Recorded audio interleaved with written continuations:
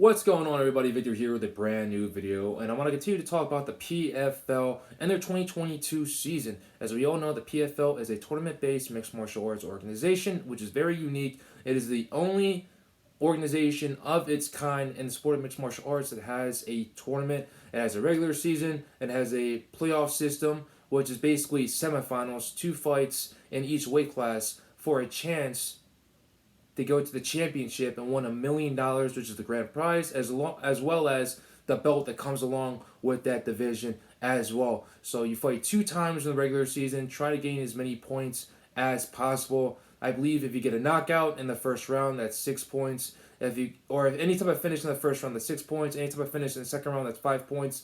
And any type of finish in the third round, those are 3 points. 3 or 2 points, don't get me wrong. It's a pretty complicated system to begin with, but that's what makes this organization so unique. And they ended up having a couple of fights yesterday. It was their first time overseas as a promotion.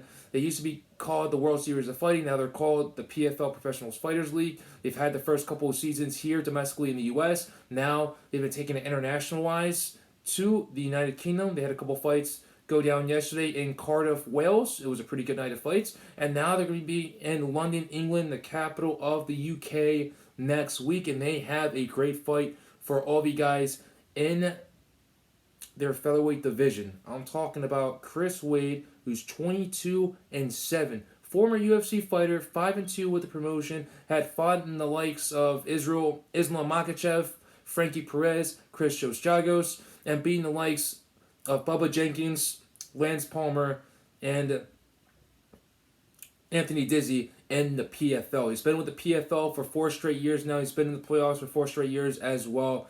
He is a well-rounded mixed martial artist, former collegiate wrestler, and he can also get finishes on the feet as well. He ended up knocking out Kyle Bosniak for a chance to be the #1 seed in this year's playoffs. And he's going to be facing off against 23-4 Brendan Loughnane, 12 knockouts in his career. Another individual that is a very well-rounded mixed martial artist, and he likes to get it done on the feet. And he's, like I said, he can take it down to the ground. He can take the fight to you on the feet as well. But both these individuals are very well-rounded mixed martial artists. A lot of bad blood coming into this matchup against one another because these two do not respect each other whatsoever.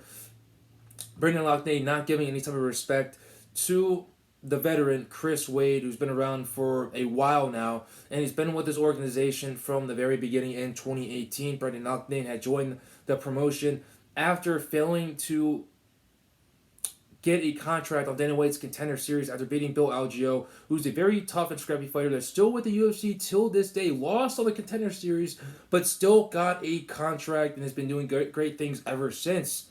Brendan Loughnane did not get a contract. He's felt spited by the UFC, ended up taking a deal to go over with the PFL, ended up fighting 2 times in their showcase bouts, and then ended up securing a contract with the PFL to fight on the following season. He ended up making it to the semifinals of the featherweight tournament last year and ended up losing to eventual champion Movlid Kubalayev, who ended up beating Chris Wade in that championship fight to secure the featherweight championship of the world for the PFL alongside the $1 million against Chris Wade, who didn't have any answer for the wrestling against Kubalayev. And if there's one thing about these two individuals is that Chris Wade can definitely use his wrestling. When he fought Bubba Jenkins last year, who is a very highly decorated NCAA former champion and NCAA wrestler in all, he was able to negate the takedowns and even take down Bubba Jenkins at will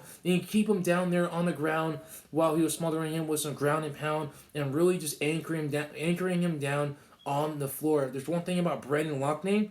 Over the last couple of fights, he hasn't really been the same.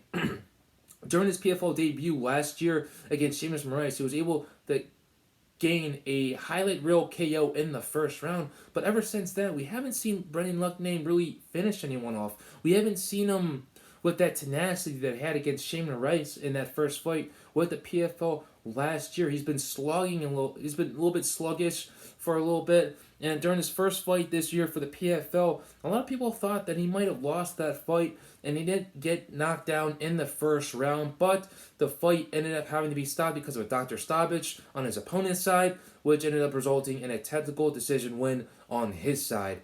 And going into his last fight that he had, it wasn't that great either. He was pretty sluggish in the first round, but ended up coming back on in the second and third round and winning that fight, securing a spot in the 2022 featherweight PFL playoffs. So when it comes to these two individuals, very well-rounded mixed martial artists, I think you're going to see this fight play down everywhere. I think it's going to be on the feet. It's also going to be on the ground as well, depending on who gets a takedown first. I definitely think it's going to be Chris Wade because of that wrestling background that he has. Former collegiate wrestler, wrestled 4 years in college. He used it greatly against Bubble Jenkins last year, like I stated earlier, and I think he's definitely going to use it to his advantage.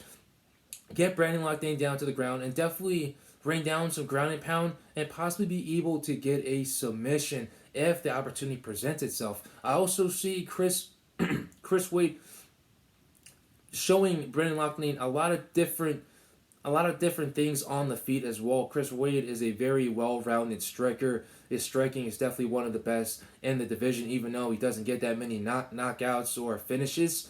But I do believe he'll be able to use a lot of volume to really overwhelm Brendan Loughnane. What Brendan Loughnane really needs to do in this fight is that he definitely needs to use his movement. He definitely needs to use some kicks, whether it's calf kicks, body kicks, or head kicks. He definitely needs to use the kicks in order to gain the distance against Chris Wade. And both these individuals are about the same height. Both these individuals are about the same size, almost the same reach as well. So it's definitely going to be a even matchup with these two individuals because, like I said, they both have almost the same amount of fights. They both have basically the same body structure. So it's going to be a very well-rounded, even fight between these two guys. But both these guys are both fast. They're both powerful. But like I said, Brendan Loughnane, since he hasn't been looking good in the last couple of fights, he's going to have to start out as fast as possible. And he's going to have to really overwhelm Chris Wade with the striking and definitely use kicks in order to set up some combinations as well as some fighters have done in the past. If I'm Chris Wade,